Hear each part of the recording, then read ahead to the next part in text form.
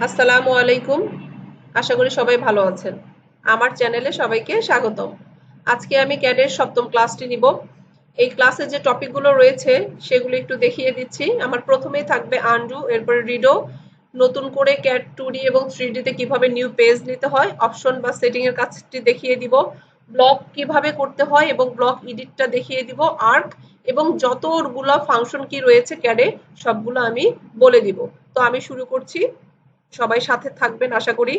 আমার ক্যাডের পেজে আমি আগে একটা কাজ করতে পারি, পরে একটা কাজ করতে পারি। আমার এখানে অনেকগুলো কাজ রয়েছে আগের। আমি আজকে এখানে একটা লাইন টেনে নিলাম। এই লাইনটার কোনো নির্দিষ্ট মাপ নেই, এটা আপনি যেভাবে ইচ্ছা সেইভাবে দিতে পারেন। আমি জাস্ট আনডু এবং রিডোটা দেখানোর জন্য লাইন ড্র করে নিলাম। এখানে আরেকটা পলি লাইন ড্র করে নিলাম মাপ ছাড়াই। এরপরে যেটা করব, একটা লাইন এবং একটা পলিলাইন ড্র করে নিয়েছি। আরেকটা আমি রেক্টেঙ্গেল সেটা ড্র করে নিলাম। তো এই রেক্টেঙ্গেলটা ড্র করার পরে আমি এখানে রেক্টেঙ্গেল ড্র করেছি, লাইন ড্র করেছি, পলিলাইন ড্র করেছি। এখন আমি চাচ্ছি আগের অবস্থায় আমার যখন এই লাইন, পলিলাইন এবং রেক্টেঙ্গেল ছিল না এই অবস্থায় ফিরে যেতে। এই অবস্থায় ফিরে যাওয়ার জন্য আমি কন্ট্রোল জেড কে যখন প্রেস করব তখন দেখেন একটা একটা করে চলে যাবে। কন্ট্রোল জেড দেওয়ার সঙ্গে সঙ্গে একটা একটা করে চলে যাচ্ছে। তো এই যে কন্ট্রোল জেড দেওয়ার কারণে আগে পূর্বের অবস্থায় আমাকে নিয়ে যাচ্ছে এবং পরের অবস্থায় আবার আমি যেতে চাইলে কন্ট্রোল ওয়াই এ যখন চাপ দিচ্ছি দেখেন আমি পরের অবস্থাতে চলে আসতে পারছি। তো এই আগের অবস্থায় ফেরা এবং পরের অবস্থায় যাওয়া এই দুইটাকে বলা হয়ে থাকে আন্ডো এবং রিডো। এর বাহিরেও দেখেন যেখানে আমার অ্যাপ্লিকেশন মেনুটা রয়েছে তার পাশে বিভিন্ন রকমের আইকন রয়েছে। এখানে একটা বামে একটা আইকন দেওয়া রয়েছে, ডিরেকশন দেওয়া রয়েছে, ডানে একটা ডিরেকশন দেওয়া রয়েছে। এই বামের ডিরেকশন দেওয়া মানে আমি পূর্বের অবস্থায় ধীরে ধীরে ফিরে যাচ্ছি, একে বলা হয়ে থাকে আন্ডো, যেটা আমরা কন্ট্রোল জেড দিয়ে করেছি।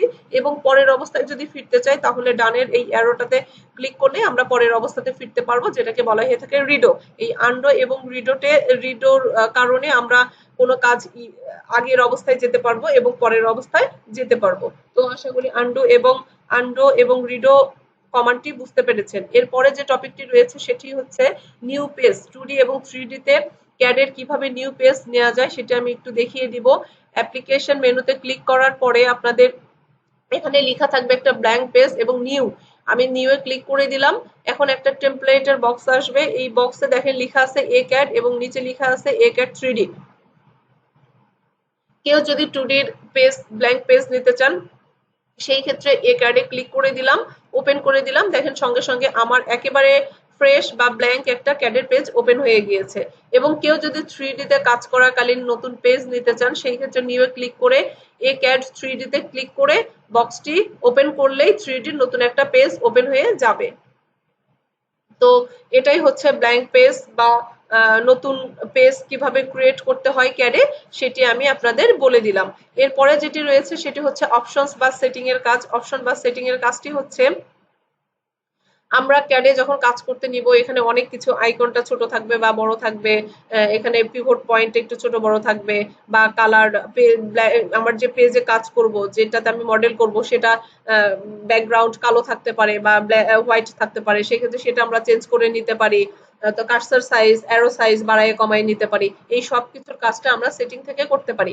আমি মেনু বারে টুলসে ক্লিক করব, টুলস থেকে দেখেন নিচে লেখা আছে অপশনস, অপশনসে ক্লিক করে দিলাম। এরপরে একটি বক্স চলে আসবে। এই বক্সে অনেকগুলো ট্যাব রয়েছে। এই ট্যাবগুলোর মধ্যে যে ট্যাবগুলোর কাজ আপনাকে করতে হবে, যেটি যেটি আপনি সেটিং করতে চান সেখানে আমি ক্লিক করে দিব। প্রথম যেটার কাজ করব সেটা হচ্ছে ডিসপ্লে। ডিসপ্লেতে ক্লিক করার পরে দেখেন এখানে লেখা আছে কার্সার সাইজ, কার্সার সাইজ 12 রয়েছে, আমি এটাকে একটু বড় করে দিলাম, মোটামুটি ভাবে 19 করে দিলাম। এরপরে আমি কার্সার যেটা আমার ডিসপ্লে রয়েছে এই ডিসপ্লের কালারটা চেঞ্জ করে দিব। আমার ব্ল্যাক দেওয়া আছে, কালারটা চেঞ্জ করে আমি এটাকে একটু ইয়েলো করে দিলাম। ইয়েলো করে বক্সটাকে অ্যাপ্লাই অ্যান্ড ক্লোজ করে দিলাম, অ্যাপ্লাই করে দিলাম, ওকে করে দিলাম। দেখেন আমার কার্সার সাইজটি কিন্তু বড় হয়ে গিয়েছে এবং আমার ব্যাকগ্রাউন্ড যে কালারটি রয়েছে সেটিও চেঞ্জ হয়ে গিয়েছে। তো আমি আরো কিছু সেটিং আপনাদের দেখিয়ে দিচ্ছি। আমি আবার টুলসে ক্লিক করলাম, অপশনে চলে গেলাম। আমি আগের অবস্থাতেই ফিরে যাব। ব্ল্যাঙ্ক কালারটাই আসলে ব্ল্যাক কালারটাই ভালো হয়, তো আমি ব্ল্যাক কালারটাই রেখে দিলাম। এরপরে এটাকে অ্যাপ্লাই অ্যান্ড ক্লোজ করে দিলাম এবং আমি যেটি কার্সার সাইজ 19 করেছিলাম এটাকে আমি আরেকটু বড় করে দিচ্ছি। অনেকেই কার্সার সাইজটাকে বড় করে কাজ করাটাকে কমফোর্ট ভাবে দেখে। তো আপনারা চাইলে এটাকে ছোট করে নিতে পারেন। এরপরে যে কাজটি রয়েছে দেখেন এখানে লেখা রয়েছে ওপেন অ্যান্ড সেভ। আমি কোনো জিনিসকে ওপেন এবং সেভ করতে চাইলে আমরা CAD এর ফাইলকে অনেক সময় ওল্ড ভার্সনকে লেটেস্ট ভার্সন এবং লেটেস্ট ভার্সনকে ওল্ড ভার্সনে ওপেন করতে পারে না অনেকেই। সেই ক্ষেত্রে আমরা এখানে একটা ফাইলকে কোন এক্সটেনশন হিসেবে সেভ করব, যেমন 7-এও সেভ করব নাকি 20-এ সেভ করব নাকি 13-তে সেভ করব, আপডেট এবং লোয়েস্ট ভার্সন যেগুলো রয়েছে সবগুলোতে সেভ করা এবং ওপেন করার জন্য এই জায়গায় আমরা আমাদের সেটিংটাকে বা সেভ অ্যাজটাকে চেঞ্জ করে নিতে পারি। এরপরে নিচে দেখেন লেখা রয়েছে অটোমেটিক সেভ।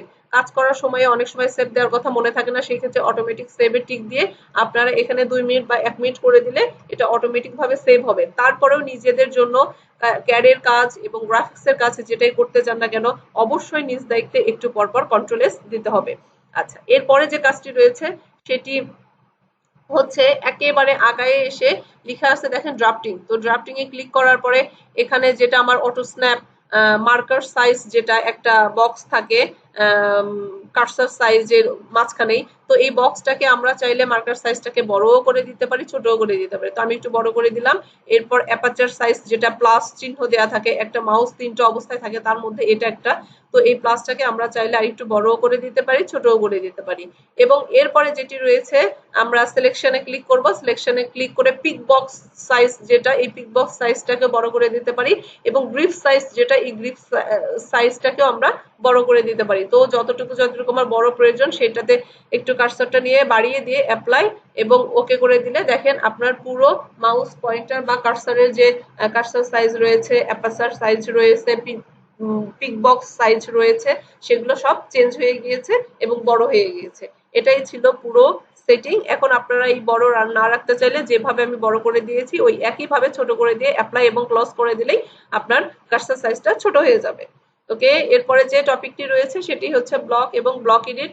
আমি ব্লক এবং ব্লক এডিটটা দেখিয়ে দিব। আমি এখানে বেশ কিছু রেক্টেঙ্গেল আঁকিয়ে নিব, 2-3টা রেক্টেঙ্গেল আঁকিয়ে নিচ্ছি। তো আমি চাচ্ছি এই 3টা রেক্টেঙ্গেল দেখেন 3টা অবজেক্ট হিসেবে কাজ করছে। এই 3টা রেক্টেঙ্গেলকে একত্র করার জন্যই হচ্ছে আমার ব্লক। ব্লকের কাজই হচ্ছে বেশ কিছু অবজেক্টকে একত্র করা। তো আমি এই রেক্টেঙ্গেলকে একত্র করার জন্য যদি বি লিখে এন্টার করি সেটাও হবে। কেউ যদি সেটা না করতে চান সেই ক্ষেত্রে ড্র টুলবারে দেখেন একেবারে যেটা আমার পয়েন্ট রয়েছে পয়েন্টের উপরে যে কমাটি রয়েছে সেটাই মেক ব্লক। তো মেক ব্লকে ক্লিক করার পরে একটা বক্স চলে আসবে, এই বক্সে সিলেক্ট অবজেক্টে ক্লিক করে নেবেন। যে কয়টা আপনি ব্লক করবেন সেই অবজেক্টগুলোকে সিলেকশন করে নিয়ে মাউসের রাইট বাটন ক্লিক বা এন্টার প্রেস করলে আবার বক্সটি চলে আসবে। এখন এখানে আমি একটা নাম দিয়ে দিলাম 3টা ডাব্লিউ এবং অবশ্যই এখানে কনভার্ট টু ব্লকে ক্লিক রাখতে হবে। রিটেন বা ডিলিটে ক্লিক থাকলে কিন্তু ব্লক হবে না। এই ক্ষেত্রে এই বিষয়টা আপনাদের মাথায় রাখতে হবে। অনেকে ব্লক করতে পারে না, বলে ম্যাডাম ব্লক করলে চলে যায়, আমি সেই জয়েন্ট জায়গা পাচ্ছি না। তো এই ক্ষেত্রে আপনাদের খেয়াল রাখতে হবে কনভার্ট টু ব্লকে ক্লিক রাখতে হবে। এরপরে বক্সটাকে আমি ওকে করে দিলাম। দেখেন আমার 3টা রেক্টেঙ্গেল মিলে একটা অবজেক্টে পরিণত হয়ে গিয়েছে। ওকে, আমার একটি ব্লক হয়ে গিয়েছে। এখন এর সঙ্গে যে আমার কমান্ডটি ছিল সেটা হচ্ছে ব্লক এডিট। তো ব্লকটাকে এডিট করতে চাইলে যে কাজটি করতে হবে, আপনি চাচ্ছেন এই জায়গা থেকে একটা রেক্টেঙ্গেলকে বাদ দিতে বা আরেকটা রেক্টেঙ্গেল এখানে জোড়া দিতে, সেই ক্ষেত্রে যেটা ব্লক করা হয়ে গিয়েছে এটার উপরে ডাবল ক্লিক করতে হবে। সঙ্গে সঙ্গে এডিট ব্লক ডেফিনেশনে বক্সটি চলে আসবে। যে নামে আপনি এটাকে সেভ করেছিলেন সেটার উপরেই কার্সার অটোমেটিক ক্লিক করাই থাকবে, শুধু ওকে করে দিবেন। ওকে করে দিলে এডিটের বক্সটি চলে আসবে। আপনারা চাইলে এখানে আরেকটা রেক্টেঙ্গেল ড্র করে দিতে পারেন বা কোনোটাকে যদি বাদ দিতে চান সেই ক্ষেত্রে বাদ দিতে পারেন। আমি এডিট করেই দিলাম। দেওয়ার পরে দেখেন এখানে 3টি আইকন দেখাচ্ছে। প্রথম যেটা সেটা হচ্ছে edit or create block definition. তো আমরা তো এডিটের ঘরে চলেই এসেছি। এরপরে যেটি রয়েছে সেটি হচ্ছে সেভ ব্লক ডেফিনেশন। অবশ্যই এটাকে আমরা যেটা পরে অ্যাপ্লাই করলাম এটাকে সেভ করতে হবে। এবং সবার শেষে যেটি রয়েছে সেভ ব্লক অ্যাজ। একটা জিনিসকে সেভ করার পরে নতুন সেখানে আরেকটি ড্রয়িং করে ওটাকে অন্য নামে সেভ করাটাই হচ্ছে ব্লক সেভ অ্যাজ। তো আমরা সেভ অ্যাজ করবো না, আমরা আগের নামেই সেভ করব। এই জন্য মাঝে যে আইকনটি রয়েছে যেটা নাম লেখা আছে সেভ ব্লক ডেফিনেশন, তো আমি সেভ ব্লক ডেফিনেশনে ক্লিক করে দিলাম। এবং এই পেজ থেকে আমি আমার ড্রয়িং পেজে বা মডেল পেজে ফিরে যাওয়ার জন্য ক্লোজ ব্লক এডিটরে ক্লিক করে দিলাম। দেখেন আমার এখানে 4টি রেক্টেঙ্গেল চলে এসেছে এবং 4টি রেক্টেঙ্গেল মিলে একটা ব্লক তৈরি হয়েছে, যেটার নাম আমি প্রথমে দিয়েছিলাম 3টা ডাব্লিউ, সেই 3টা ডাব্লিউ নামে এটা ব্লক হয়ে গিয়েছে। এটাই ছিল ব্লক এডিট। এরপরে আমার যে কমান্ডটি রয়েছে সেটা হচ্ছে আর্ক। আর্ক হচ্ছে আমরা বাসাবাড়িতে দরজা জানালার একটা উপরে রাউন্ড শেপ দেখি, এই রাউন্ড শেপটা করার জন্য আর্ক ব্যবহার করা হয়। আর্ক বিভিন্ন ভাবে করা যায়, আমি মূলত একটা আর্ক শিখেই সেটা অনেক জায়গায় অ্যাপ্লাই করতে পারি, এই জন্য আপনাদের সবগুলো দেখাবো না। আমি এখানে একটা রেক্টেঙ্গেল নিয়ে নিচ্ছি আর্ক ড্র করার জন্য। রেক্টেঙ্গেলটার মাপ আমি একটা দরজার শেপে করব, যেটা লেন্থ হবে 3 ফিট 4 ইঞ্চি এবং হাইট হবে 7 ফিট। তো আমি এখানে প্রথমেই আমি শিফট অ্যাট দ্য রেট ধরে নিচ্ছি দুইটা মাপ দেওয়ার জন্য। আমি এখানে দিয়ে দিলাম 3 ফিট 4 এবং কমা দিয়ে পরের ট্যাবে চলে গেলাম। এখানে 7 ফিট, যেহেতু এই 7 ফিট যদি আমি পুরো দিয়ে দিই তাহলে তো আমি আর্ক করতে পারবো না, সেই ক্ষেত্রে আমি 5 ফিট 5 দিয়ে দিই, বাকিটুকু আমি আর্ক করে নিব। তো আমি এখানে 5 ফিট 5 হাইটটা দিয়ে এন্টার করে দিলাম। দেখেন এখানে 5 ফিট 5 এবং 3 ফিট 4 এর একটা রেক্টেঙ্গেল হয়ে গিয়েছে। এখন আমি আর্ক যেটা করব, এই আর্কটা করার জন্য মাঝ বরাবর বা মিড পয়েন্ট বরাবর একটা লাইন নিব, যেটা নিব 5 ফিট 5 যখন চলে গিয়েছে 7 ফিট থেকে, আর আমার থাকে 1.5 ফিট। তো আমি 1 ফিট 6 এর একটা লাইন টেনে নিলাম। এখন এই 1 ফিট 6 এর লাইন টেনে নেওয়ার পরে আমি এখানে আর্ক ড্র করব। আর্কের কিবোর্ড শর্টকাট হচ্ছে এ। আপনারা যদি এ লিখে এন্টার করেন হবে, কেউ যদি সেটা না করতে চান এই ক্ষেত্রে ড্র টুলবারের রেক্টেঙ্গেলের পরে দেখেন আর্ক লেখা আছে, আর্কে ক্লিক করে এখন আপনার এখানে কমান্ড বারে লেখা এসেছে আর্ক স্পেসিফাই ফার্স্ট পয়েন্ট। একটা আসলে একটা আর্কের 3টা পয়েন্ট থাকে, first point, second point, last point. তো আমি ফার্স্ট পয়েন্টে ক্লিক করে দিলাম, এরপরে সেকেন্ড পয়েন্টে ক্লিক করে দিলাম এবং লাস্ট পয়েন্টে ক্লিক করে দিলাম। দেখেন একটা আর্ক আমার হয়ে গিয়েছে। এটাই হচ্ছে আর্ক। এইভাবে দরজা জানালা অনেক কিছু ড্র করা যায়, আপনি যেভাবে যেখানে যেখানে অ্যাপ্লাই করতে চান সেখানে সেখানে আর্কটাকে ড্র করতে পারেন। তো এরপরে যে আমার কমান্ডটি রয়েছে সেই শেষ কমান্ডটি হচ্ছে ফাংশন কি অল, এবং ফাংশন কির সঙ্গে অল কিবোর্ড শর্টকাট। তো এই ফাংশন কি এবং কিবোর্ড শর্টকাট গুলো আমি একটু দেখিয়ে দিচ্ছি, আমি আর এখানে আজকে টাইপ করব না। সবগুলো ফাংশন কি F1 থেকে F12 এ 12টা ফাংশন কির কি কি কাজ আমি অলরেডি আপনাদের এই 7টা ক্লাসে ক্যাডের সবগুলো টপিক দেখানোর চেষ্টা করেছি, কতটুকু পেরেছি জানি না। তো এই সবগুলো ফাংশন কি কোনটার কি কাজ এটা আমি আরেকবার করে রিপিট করব।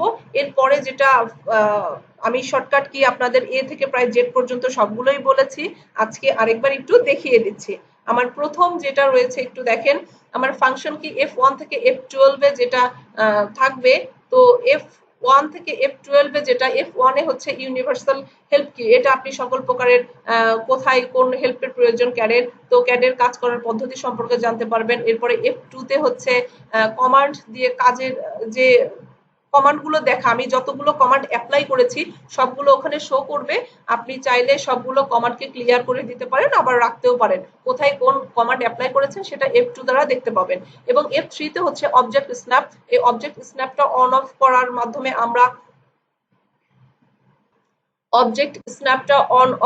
মাধ্যমে আমরা এটাকে আমাদের গ্রিডটা মানে কার্সারটাকে লাইনটাকে সোজা করতে পারি, বাঁকা করতে পারি। এরপরে F6 যেটা সেটা কার্সারের পজিশন অন অফ করা হয়, F7 A grid on of করা হয়, F8 এ অর্থ অন অফ করা হয়, F9 A snap on of করা হয়, F10 এ যেখানে আমরা মিড পয়েন্ট সেন্টার পয়েন্ট এগুলো টিক দিয়ে রাখি, এই টিক দেওয়া সবগুলো স্ন্যাপে যদি টিক দেওয়া থাকে কিন্তু স্ন্যাপ যদি অফ করা থাকে সেক্ষেত্রে আপনি কাজ করতে পারবেন না। F3 তে অবশ্যই চাপ দিতে হবে এবং F9 এ হচ্ছে স্ন্যাপ অন অফ করে নিতে হবে এবং F10 এ যেটা সেটা পোলার অন অফ করতে হবে, F11 এ হচ্ছে ট্র্যাকিং অন অফ করতে হয় এবং F12 এ যেটা সেটা হচ্ছে মানে কমান্ড লাইনকে সুইচ করা হয়। আর LWT হচ্ছে, LWT এর ফুল মিনিংটা হচ্ছে লাইন ওয়েট টাইপ। তো লাইন ওয়েট টাইপটা হচ্ছে লাইনকে মোটা চিকন দেখার জন্য LWT তে অবশ্যই আমাদের কাজ করতে হয়। তো এটা আমি যখন আপনাদের পেজ সেটআপ দেখিয়েছি তখন আমরা LWT দিয়েছি এবং সবার শেষে মডেল যেটা যেখানে আমরা কাজ করি ওটা হচ্ছে একটা কাজের নমুনা দেখার জন্যই মডেলটা ব্যবহার করা হয়। আশা করি F1 থেকে F12 পর্যন্ত বুঝতে পেরেছেন যে যে কমান্ড আমার অর্থ ফাংশন কি গুলো লাগে সেটা আমি বলে দিয়েছি এবং LWT এর কাজটাও বলে দিয়েছি এবং LTS যেটা সেটাও পেজ সেটআপে আমি বলে দিয়েছিলাম। LTS, তো LTS আমাদের ওখানে বলেই দেওয়া হয়েছিল 15, তো আমরা 15 দিয়ে কাজ করেছিলাম। আচ্ছা, এরপরে আমার যে কিবোর্ড শর্টকাট গুলো রয়েছে, তো আমি কিবোর্ড শর্টকাট গুলো একটু আপনাদের বলে দিচ্ছি। ওকে, তো কিবোর্ড শর্টকাট দেখেন এখানে প্রায় এ থেকে জেড পর্যন্ত সবগুলো কিবোর্ড শর্টকাট রয়েছে। আমরা এ দিয়ে আর্কের কাজ করেছি, বি এন্টার দিয়ে ব্লকের কাজ করেছি, সি দিয়ে সার্কেল, ডি ডাইমেনশন বোঝায়, ই এন্টার ইরেজ, এফ ফিলেট, জি হ্যাচ বা গ্রেডিয়েন্ট, এইচ দিয়ে করা হয়েছে গ্রুপিং, যেটা আমি আপনাদের দেখাই নাই, তো আমি এটি একটু দেখিয়ে দিচ্ছি। এরপরে আই দিয়ে ইনসার্ট, যেটা ব্লক করার পর ইনসার্ট করতে হয়, জি দিয়ে জয়েন্ট, এল লাইন, এরকম যতগুলো রয়েছে আমি আশা করি ইনশাল্লাহ সবগুলোই আপনাদের দেখিয়েছি।